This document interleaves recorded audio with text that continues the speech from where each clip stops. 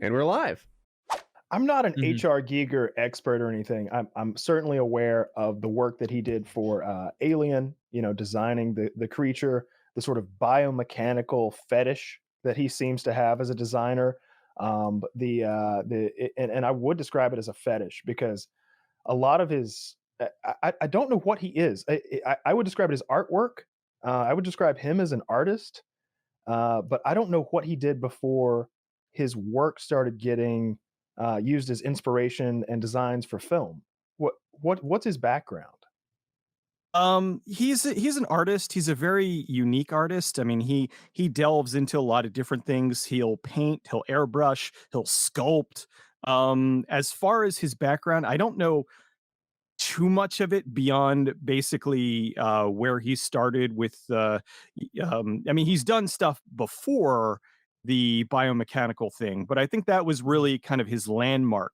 That was the thing where, oh, this is his style, this is the thing that he does, and that was really the thing that got him the most attention. The thing with Species that really was sad was that he had designed so many things with Syl, with the alien version of Syl, where every day he would draw something and fax it over because he was still over in his home country while they were designing, they were working on the film in America because he didn't want to leave the side of his sick mother, who she was dying at the time.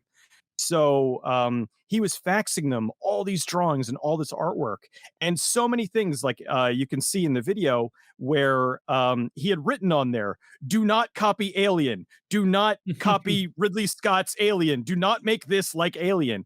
And it seemed that the director took that as, oh, okay, let's make this just like Alien. Yeah, So a lot of the things that they changed were to make it more like Alien.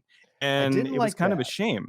I didn't like Yeah. that they went in that direction. I don't fault the makers of that movie for steering a little bit away from Giger's design because it's like, okay, you're a brilliant artist. You have a unique way of doing things. Your mind is something special, but we're on a budget here. We're making something for general audiences, and you want to make some sort of a woman who glows a little brighter every time she mutates more and gets angrier, and by the end she's just a glowing piece of metal that's bioluminescent and semi-transparent, and you want to see her baby growing inside of her while she's running around murdering people. Sounds Oh, I see. expensive.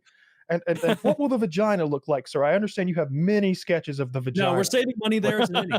Yeah, easy. like he like Poor first of slit. all, I love what Giger does. And anytime I think you were right in your video that the studio really wanted his name attached just for just so they could be like, oh, at HR Giger designed creature. Because like at me as a viewer, if I see that, I'm like, all right, let's see what he fucking came up with this time. But I wouldn't want to hang out with that guy. That guy seems creepy. I bet that guy is into some weird shit.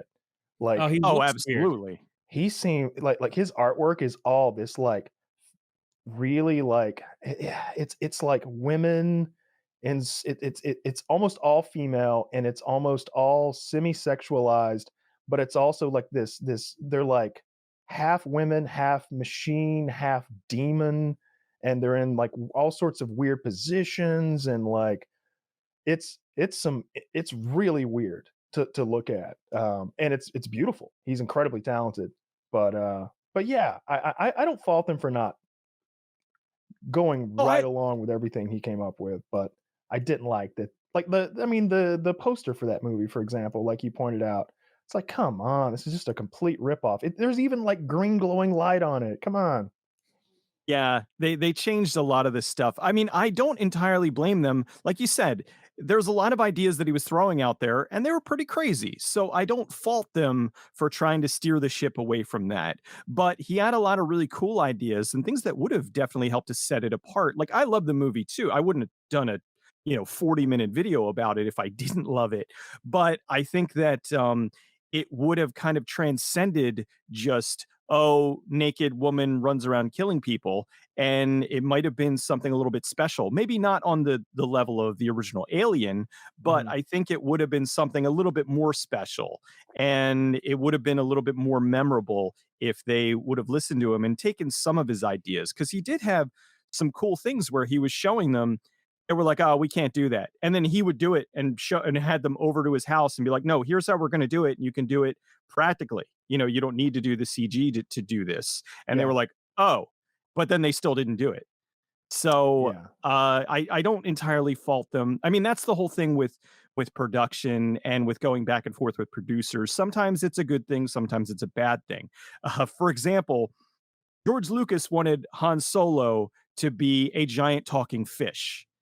And the producers were like, "Okay, look, we said you could have a giant talking dog, Chewbacca, but we're not gonna have a giant talking fish with a giant talking dog. So like you have to have some humans in here." So then they ended up, letting him make Han Solo be Harrison Ford, and the rest is geek history. So I think that's kind of along the lines of this. It's like you have to have a little bit of back and forth with the yeah. producers, or you're either going to go too crazy or not crazy enough. Yes, we always hear about the downsides of studio meddling and how it can ruin films, and I do you see it a lot. But I'm sure there's been plenty of examples of studio meddling that like reined in a director who was out of his fucking mind. And I think you just nailed it right there. Like the idea of I'm picturing that movie like with Han Solo's voice coming out of a fish, but he's like a little bubbly every time he says something. Like you hear like some water bubbles or something, and like I just don't think that works. No, it would have probably, I don't know if it necessarily would have ruined the movie, but I think that Han Solo would not be the beloved character that he is today Sure. if he was a giant fish.